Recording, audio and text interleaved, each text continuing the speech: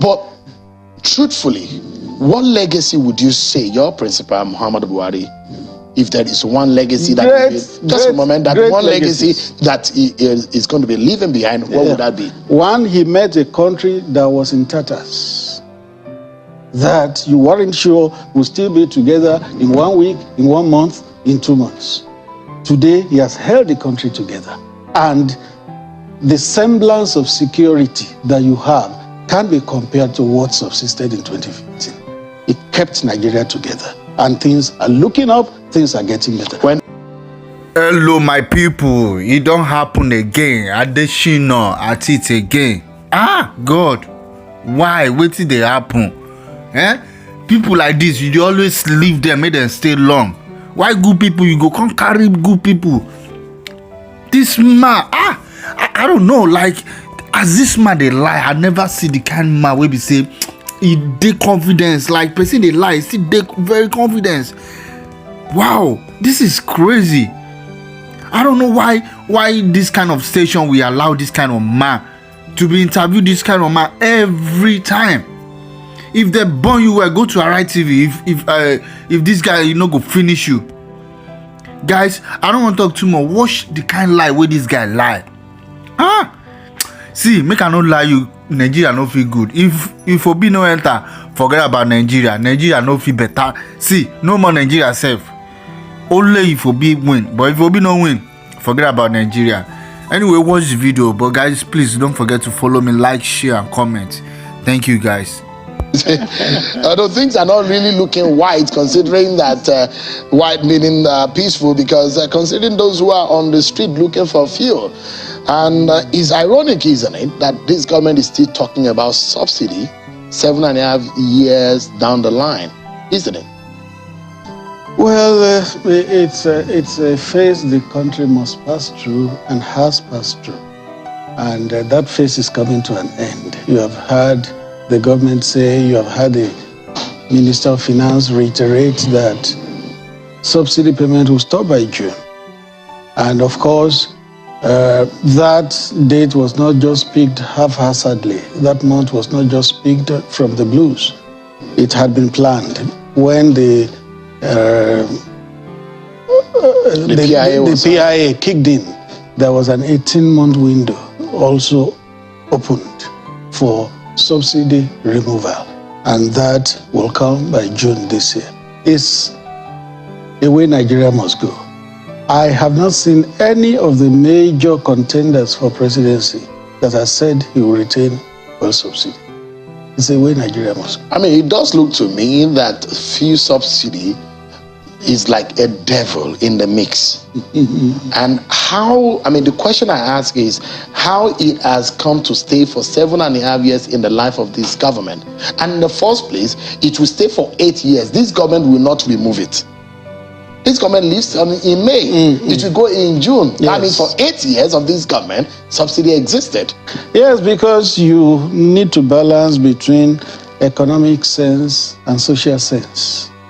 Removing fuel subsidy makes a lot of economic sense, but does it make all the social sense?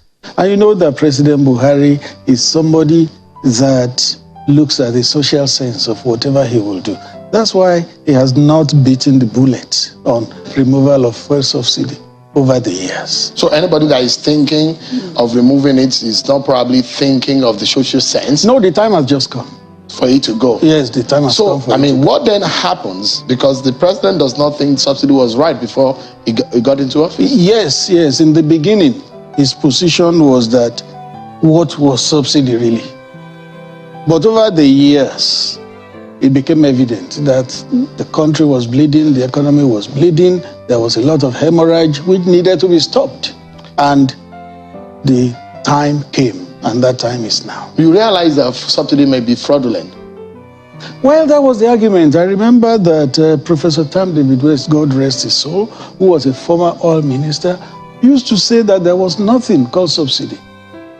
The president also many times challenged the people, educate me, what is subsidy? And he was an oil minister before too.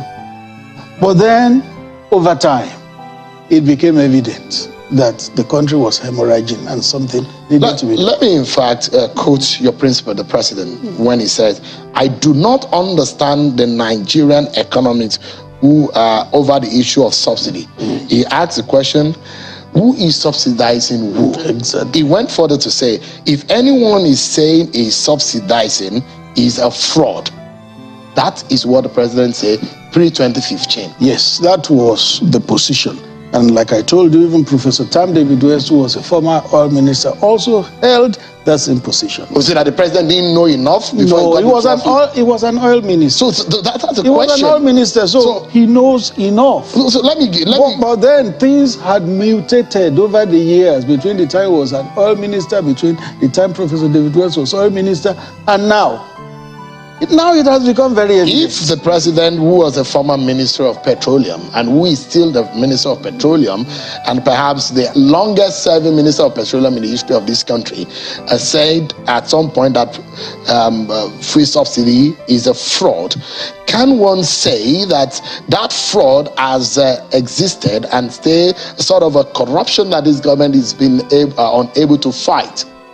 Well, the truth that nobody can deny is that fraud has stayed for so long. Why is it difficult for a government that says it wants to fight? Yes, I told you, economic sense and social sense. Does it make sense to Nigerians, though? Oh, yes.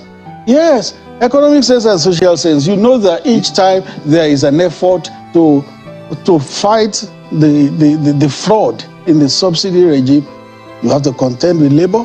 You have to contend with the people. Even when it is fraudulent. That's it. That's the social sense of it. The point I'm making, Mr. Adeshina, I don't know if you are saying it, and I'm asking, these are the words of President Buhari before he got into office. He says it is fraudulent. Not even, and you are quoting pre-2015 there. I remember he has been the minister of petroleum. I remember an interview he granted in London in 2016. He said the same thing, that he believed it was all fraud. And he is still right, even now. Because fraudulent. Oh yes. So you're buttressing my point, Mr. Adeshina. The point I'm making is that if you say, Mr. Adeshina, that you have a rat in this room right now, and you are a master of killing rats, and 7.5 years you are not able to kill the rat, does it put a question mark on your ability to get the job done? Permit my language. It is said that when a fly perches on a very sensitive part of your body, and you want to take a sledgehammer to kill that rat, you have to be careful. The fly may go away, and you end up crushing that sensitive part of your body. So the government needed to weigh its options very politically carefully. The government could not remove it. It was the social consequences of it that the president was mindful of. It takes me to the question of, if subsidy is ongoing and yet there are a few queues on the roads, not of some, in Bayelsa, in some part of Delta, in part of the north, in Kano, and in some other, fuel is selling almost double the price of the pump price. That is official pump price.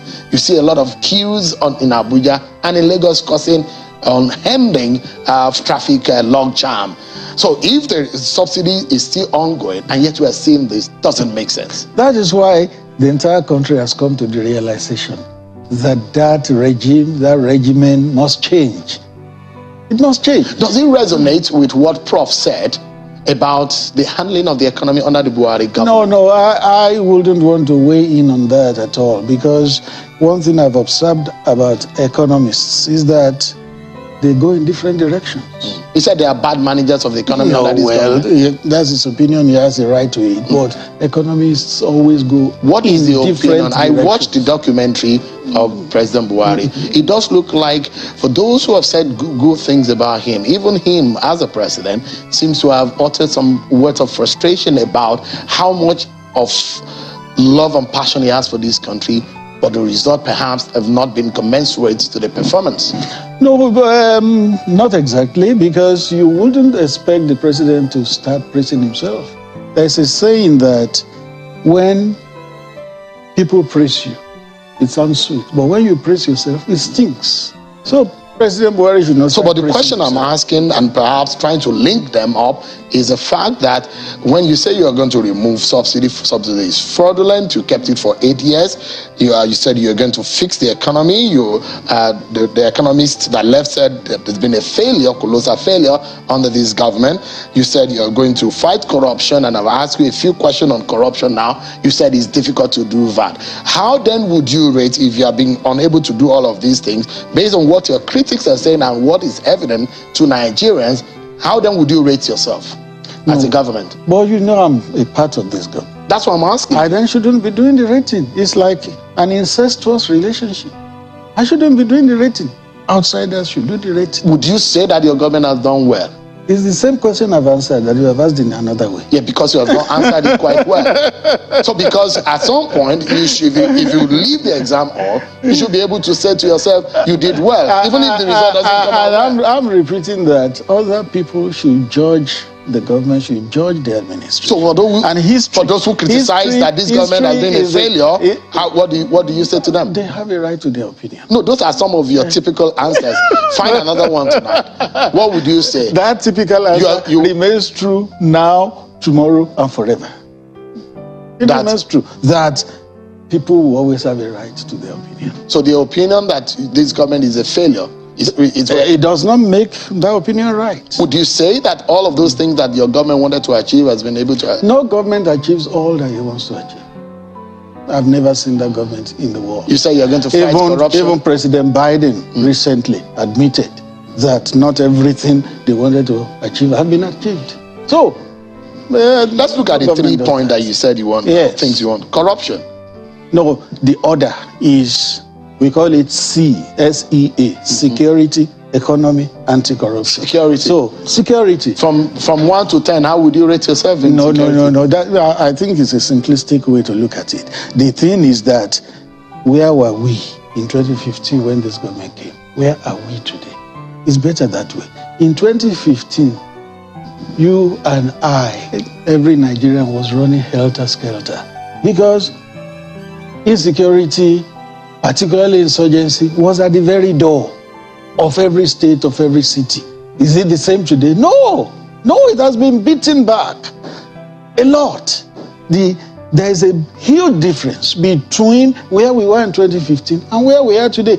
Ask people in the hotbed areas of insecurity, particularly insurgency, in Borno, in Yobe, in Adamawa. Ask them, they will tell you that there is a huge difference between 2015 and now. That's security. Then, economy. For going to 60 years, Nigeria had paid lip service to diversifying the economy. It never got done. But as we speak, Nigerian economy is diversified. How? It's diversified. How? Look at our GDP. Oil that used to account for 70-80% of GDP accounts for less than 10% now. Other things like agriculture, like services, like ICT, contribute more to the GDP than even oil. It shows you that the Nigerian economy what are is we to diversified. show for it, even if it's diversified? It's a beginning. It's a beginning. The important thing is that the Nigerian economy is not mono again. We used to have a mono economy that was only dependent on oil. Let me ask you this question, Mr. Adeshina. And because you are on this side some years back, sitting on that other side might be difficult. Taking a leave from journalism. It just gives me a wider perspective. And I tell you, in some months now, I'll be on what you call that side again. But now that you are on that side, I know that you're a very fine journalist when you are on this side. But truthfully, what legacy would you say your principal, Muhammad Buhari, if there is one legacy that is going to be leaving behind, what would that be? One, he met a country that was in tatters, that you weren't sure would still be together in 1 week, in 1 month, in 2 months. Today, he has held the country together. And the semblance of security that you have can be compared to what subsisted in 2015. It kept Nigeria together. And things are looking up, things are getting better. When someone like President Obasanjo said, we are moving from frying pan to fire. Well, President Obasanjo has the right to his opinion. We know his opinion.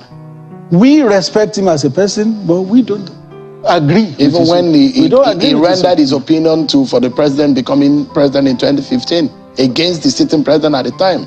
Well, yes. His opinion was his opinion, and it helped because of your principle at that time. It served its interest there. But later, in the course of the administration, maybe some interest he had were not realized. And he moved to another side. Remember that he was against the president coming back in 2019.